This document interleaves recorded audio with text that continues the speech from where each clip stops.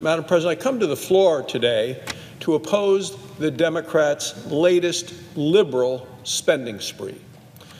Just over a month ago, Democrats put $2 trillion onto America's credit card. They said it was for coronavirus. That was false advertising, and that's because only one out of every $11 in the $2 trillion being spent was actually going to public health. The bill turned out to be a big payoff to the people who run the Democrat Party, the union bosses, the D.C. bureaucrats, and the bankrupt blue states. Democrats crammed the bill through the Senate with just 50 votes. Democrats haven't even finished their victory lap. Yet at this time, they want another $2.3 trillion. Already told us they're going to cram it through with just 50 votes once again, and once again they're using more false advertising. President Biden calls this an infrastructure bill. Well, that's a new definition of the word infrastructure. Only about $1 out of every $20 would go to roads and bridges. Now, here are just a few other items that the Democrats call infrastructure. $100 billion for so-called workforce development, over $300 billion on housing and upgrading of federal buildings, ones we work in. It includes $100 billion for something called the greening of schools, which, when you go through and see what does that include, it includes making greener lunches. It includes eliminating paper products in the cafeterias and making the cafeteria trays that people use to carry their food, makes each one of those into trays that can be recycled. Madam President, call it what you will, this is not infrastructure.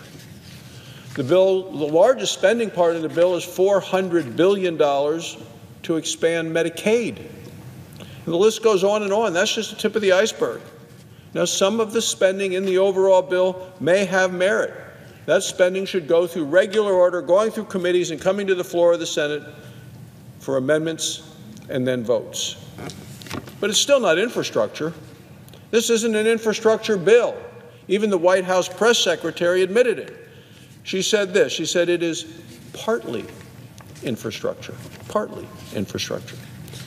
Now, the bill includes another big payoff to the union bosses because it forces long-term health care facilities to unionize if they want to receive the funding in the bill, this Medicaid expansion.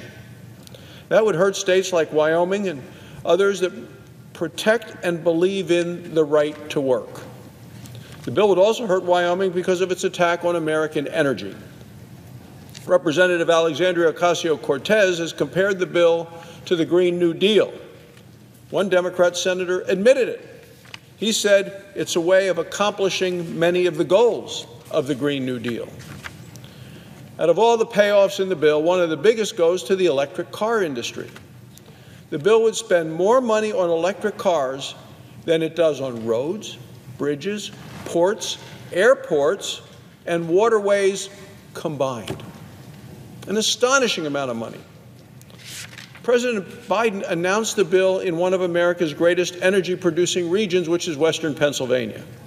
Yet energy-producing states like Pennsylvania and Wyoming have a lot to lose from this bill. The bill would spend $10 billion on something called the Civilian Climate Corps. These are taxpayer-funded activists who would advance environmental justice. That's what it says. $10 billion, the Civilian Climate Corps, to advance environmental justice. And then another $35 billion on climate innovation, $27 billion on clean energy and sustainability accelerator. It just seems that they're throwing money and names onto things. These are slush funds. They're going to give government bureaucrats more power to pick winners and losers in our economy. We all remember the disaster called Solyndra. It was a Silicon Valley startup.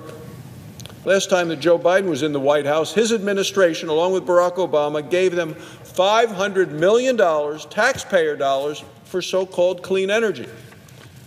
We later found out that Solyndra lied on their loan application form, and apparently no one in the administration caught it.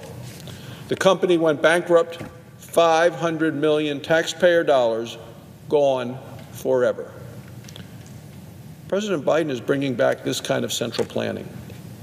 It's all in the name, he says, of green energy. If we pass this bill, I will tell you, Mr. President, we're going to see another Solyndra and another one after that and another one after that. So how are Democrats going to pay for this piece of legislation? Well, they're going to cram through the largest tax increase of this century. They're going to use 15 years' worth of tax increases to pay for 8 years of spending. So the spending is temporary, but the tax increases will be permanent. If the bill becomes law, it will be harder for American companies to compete with companies in other countries. And the concern is that means more companies are going to move overseas because taxes there will be lower. When they do, they're going to take good American jobs with them. You know, with the Republican tax cuts that we did in 2017, we saw $1 trillion flow back into this country in just 2 years. President Biden is ready to send all of that money back overseas. The official name of the bill is the American Jobs Plan, yet it's not much of a jobs bill. The jobs this bill would allegedly create would cost $800,000 each job. It's a lot to pay for a single job when communities all across the country have out their businesses help wanted signs. I saw one in Afton, Wyoming last week, Mr. President, small community, western Wyoming. There's a convenience store and the sign said, "Your father called. He said you need a job. We're hiring." There are signs like that all over the country. Small businesses and small business owners I talk to continue to say, we cannot find people to hire. And yet the administration has a jobs plan, they say, where they're going to cost taxpayers $800,000 for each job created. At the same time, the bill is going to eliminate many good-paying energy jobs, and that's a real concern. Democrats are cramming this through at a time when our economy is already recovering. The pandemic is coming to an end. The experts say we're going to create 11 million more jobs over the next 4 years, even if we don't pass the bill, and there are jobs available today. One analysis from the Wharton Business School said the bill would actually slow down the economy. That's because the bill would discourage businesses from investing. It's not an infrastructure bill, not much of a jobs bill. It is a slush fund for more liberal spending. That's what is on the minds of the Democrats who are pushing this bill forward. It's not what the United States needs right now. We need real infrastructure improvements. We need a real infrastructure bill, one that will build roads, bridges, or waterways, and allow us to do things faster and better and cheaper and smarter. Democrats want to do that. Republicans are ready to support it. Last Congress, I worked with Senator Tom Carper of Delaware on a bipartisan infrastructure bill in the Senate Environment and Public Works Committee. I chaired it last conference. Our bill was so bipartisan that Senator Bernie Sanders voted for it, and so did I. It passed the committee unanimously, 21-0. When we went to work with Democrats in the House on the legislation, they ignored it and replaced it with the Green New Deal. That's what President Biden is doing right now as well. He's ignoring the bill we passed and trying to sneak the Green New Deal into law.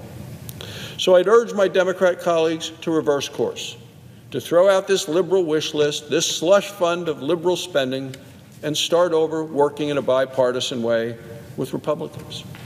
We should start with a bipartisan bill that the Senate Committee on EPW passed last year. Instead of paying off the unions and the climate activists, let's rebuild our roads and our bridges and do it in a way that works for all Americans. Thank you, Mr. President, and I yield the floor.